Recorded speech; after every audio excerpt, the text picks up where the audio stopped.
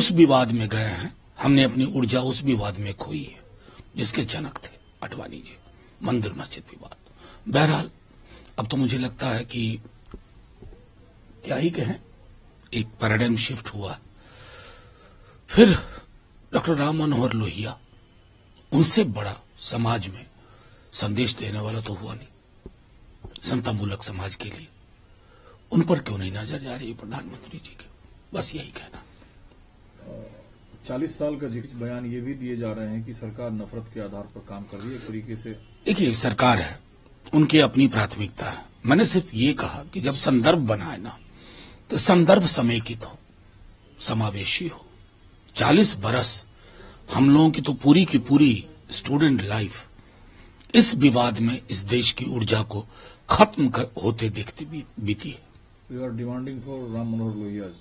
Of course yes, क्योंकि देखिए लोहिया जी को उत्तर दक्षिण पूरब पश्चिम समतामूलक समाज के लिए जो लोग भी सोचते हैं उनके दर्शन में रहता है लोहिया जी को भारत रत्न तो वही है ना। कांग्रेस के सहयोगी साथी आप भी हैं, टीएमसी भी है, लेकिन सुर और ताल अलग अलग क्यों है? जब ममता बनर्जी कहती है कि कांग्रेस पार्टी लोकसभा चुनाव में 40 सीट भी जीत ले, ये भी मुश्किल लग रहा है। मैं देखिए उनकी टिप्पणियों पर टिप्पणी नहीं करना चाहता, लेकिन मेरा आग्रह अभी भी होगा अपने दल की ओर से, जो लालू जी तेजस्वी जी की इच्छा थी पटना की बैठक से लेकर अब तक, कि छोटे छोटे ये जो मतभेद है, अंतर्विरोध है, इनको किनारे किया जाए। उसी में भला है इंडिया गठबंधन का भी, देश का भी।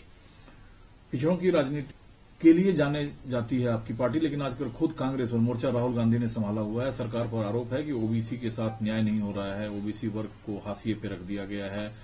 क्या पॉलिटिकली इस स्टैंड से कांग्रेस को फायदा होता हुआ? देखिए, मैं अक्सर जब ये बात होती है ना, जब आप सबाल्टर्न समूह के सरोकारों की चिंता करते हैं तो लोग इसको राजनीति से जोड़ देते हैं।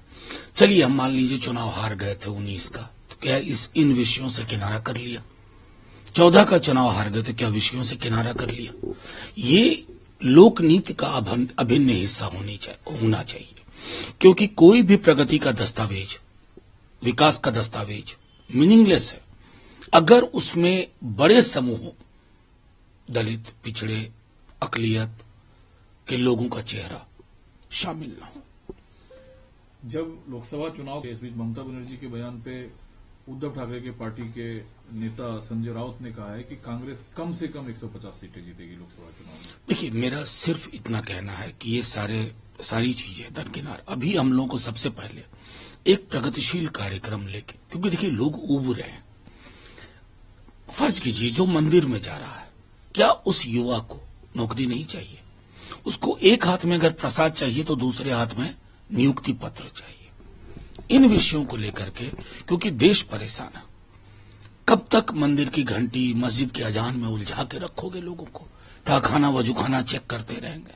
देश को दैनंदिन की जो जरूरियात है उस पर आना होगा। ठीक है, आप थे नहीं और जिस नियुक्त कर रहे हैं वो बांटने वाले नेता आप सरकार से बिहार में बाहर है। इस बीच जो एक सवाल आया, डीके सुरेश कांग्रेस के नेता हैं, बजट पेश होने के बाद इन्होंने एक सेपरेट इंडिया की मांग की साउथ को लेकर।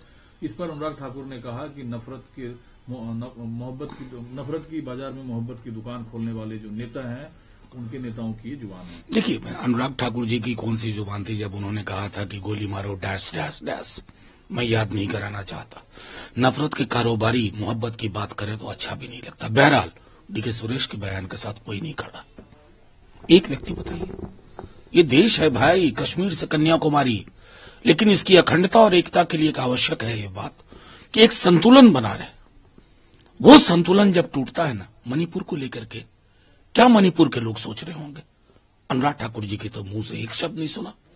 उनको छोड़िए, प्रधानमंत्री जी के मुंह से नहीं सुना। तो राज्य, ये जो पूरा का पूरा हमारा चरित्र है ना देश का, वो इमोशनल, उसको मैं कहूंगा कि कोलिशन भी है।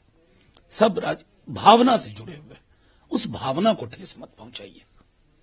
जनता दलों को मिलते नहीं दिख पाती है। बिहार में जो नई सरकार बनी है उसमें मांझी जी 2 मंत्री पद की मांग की है। अब मांझी जी कुछ भी मांग सकते हैं, बहुत क्रूशियल फैक्टर है इस राजनीति के इस दौर में, और उस क्रूशियल फैक्टर को असमुचित सम्मान तो मिलना चाहिए। क्योंकि मुझे स्मरण है तब हम साथ में ही थे, लेकिन माननीय मुख्यमंत्री जी ने जब सदन में जिस प्रकार की भाषा का इस्तेमाल किया था मांझी जी के लिए, साथ में होने के बावजूद हमें सहज नहीं लगा था। मैं तो सिर्फ इस गठबंधन को कहूंगा कि इस तरह के अंतर्विरोध जो है ना, वो ये बताते हैं कि आपने एक अच्छी सरकार, जो पहली बार लाखों लाख नियुक्तियां बट रही थी, पता नहीं किसको दर्द हुआ, कौन सा दर्द हुआ।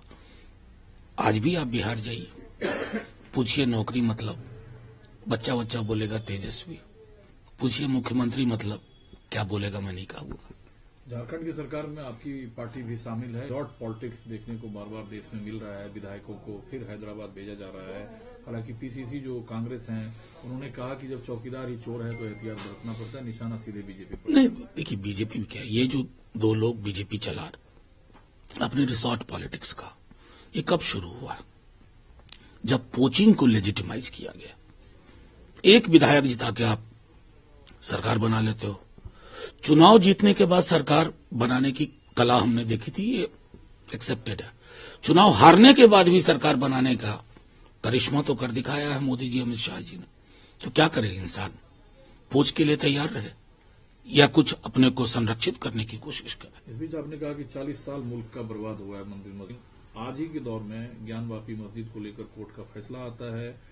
जो गर्भगृह है उसमें हिंदू पक्षकारों को पूजा की इजाजत दी गई है, जिस पर ऐतराज जताया जा रहा है मुस्लिम पक्ष। मैं माननीय कोर्ट से सिर्फ एक बात कहूंगा, संसद ने एक कानून पारित किया था, प्लेसेस ऑफ वर्शिप एक्ट। उस कानून पे नजर भी है न्यायपालिका की या नहीं, इसी सवाल में मेरी टिप्पणी है। और मैं फिर से कहता हूं, वजू खाने तहखाने की खोज में, ढूंढने में, सूंघने में हमने इस देश के युवाओं का भविष्य गर्त में डाल दिया है। उस विवाद में गए हैं, हमने अपनी ऊर्जा उस विवाद में खोई है जिसके जनक थे अडवाणी जी, मंदिर मस्जिद विवाद। बहरहाल अब तो मुझे लगता है कि क्या ही कहें, एक पैराडाइम शिफ्ट हुआ। फिर डॉक्टर राम मनोहर लोहिया, उनसे बड़ा समाज में संदेश देने वाला तो हुआ नहीं समतामूलक समाज के लिए। उन पर क्यों नहीं नजर जा रही प्रधानमंत्री जी के? बस यही कहना। 40 साल का जिक्र बयान ये भी दिए जा रहे हैं कि सरकार नफरत के आधार पर काम कर रही है एक तरीके से। देखिए सरकार है, उनकी अपनी प्राथमिकता है। मैंने सिर्फ ये कहा कि जब संदर्भ बनाए ना, तो संदर्भ समेकित हो, समावेशी हो। 40 बरस हम लोगों की तो पूरी की पूरी स्टूडेंट लाइफ इस विवाद में इस देश की ऊर्जा को खत्म होते देखते बीती है। You are demanding for Ram Manohar Lohia. Of course yes, क्योंकि देखिए लोहिया जी को उत्तर दक्षिण पूर्व पश्चिम समतामूलक समाज के लिए जो लोग भी सोचते हैं, उनके दर्शन में रहता है लोहिया जी को भारत रत्न। रत्न तो वही है ना।